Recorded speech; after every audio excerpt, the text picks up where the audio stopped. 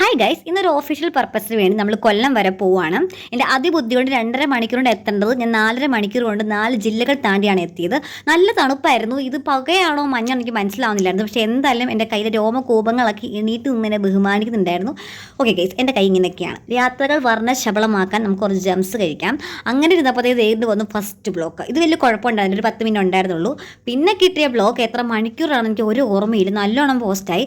കാഴ്ചകൾ കണ്ടുപോകുന്ന വിചാരിച്ചത്, പക്ഷേ അവിടെ ഫുള്ള് പാലം, റോഡ് പണി, പാലം. ഇതായിരുന്നു അങ്ങ് കൊല്ലം വരെ. അങ്ങനെ ഞാൻ 11 മണിയൊക്കെ കൊല്ലത്തെത്തി.